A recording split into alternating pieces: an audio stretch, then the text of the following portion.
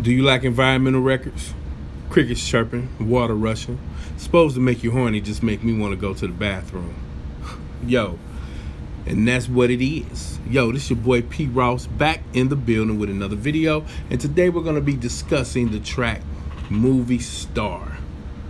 As far as I'm concerned, this is, besides Extra Lovable, back in the day, probably was one of my favorite bootleg records. You know what I mean? Back in the day, before it came out, we had a longer version. It's still circulating out there in circles. You know what I mean? You probably can find it on YouTube. You know what I mean? I'm gonna look on YouTube, see if the original is on YouTube. Then I'll put the link down in the description for you to listen to the longer version if you've never heard the longer version. The song was officially released on the Crystal Ball album in 1998, January 29th. All right, Movie Star is the 8th track off the first disc of Prince's 20th album, Crystal Ball. The album is not clearly divided between Prince tracks and Symbol tracks, and the liner notes discussion of this track does not use either name, but the recording dates clearly places it as a Prince track. Movie Star, apparently, according to the liner notes, was put on this project because it was D'Angelo's favorite bootleg. I can see why. Movie Star has a certain funk. It's like a quiet funk. You know what I mean? Somewhere around when he said the joint is popping, when you listen to that, it's like, you know what I'm saying, you just want to groove. Then when he said did one spin, did second, did splits, came up, looked around, the joint was hopping.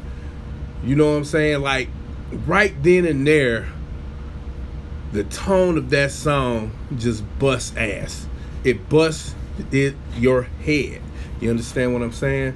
The original basic tracking took place on March 27, 1986 at Prince's Galpin Boulevard home studio in Chanhassen, Minnesota. 2 days after Love and Sex, which was released on the the Purple Rain Deluxe, the same day as A Place in Heaven and Witness for the Prosecution. Now, I know on a lot of bootlegs you can find like Movie Star seeking into A Place in Heaven, or you know what I'm saying, and things of that nature, but they were all recorded on the same day. What is also interesting about this song is the Crystal Ball liner notes state that the song was written for the time. Now, it's debatable whether Morris could have pulled this off. I'm one to believe to think he could have, because Morris Day was that talented, and in all honesty, it sounds like something Morris Day would have done. You know what I mean? The title Movie Star really references like the fact that they were doing movies then. Purple Rain, Under the Cherry Moon was about to come out. You know what I mean? So this is not a surprising song. Something else I want to mention about the song is Paco Rabanne. Now, I've actually had a bottle of Paco Rabanne, and it is not cheap at all. You know what I'm saying? It does smell great. You know what I mean? That fragrance does smell great.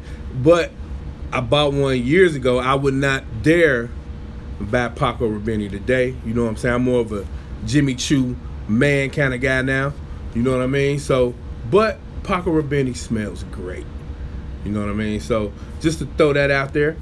All in all, Movie Star, the song, yo, banging, thumping.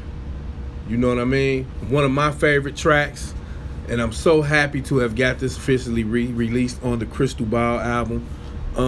What do you guys think about it? What do y'all place not Crystal Ball? What do y'all place Movie Star as far as being one of your favorite tracks, one of your favorite songs? Because it's definitely one of mine. You know what I mean? And I know my partners in the underground, CMS, Lenny B, and LC, they love this track too. So check it out. Do what you do. And I'm going to try to find the original version and put the link down in the description. You know what I'm saying? This your boy Pete Ross, movie star, and I'm out. Peace.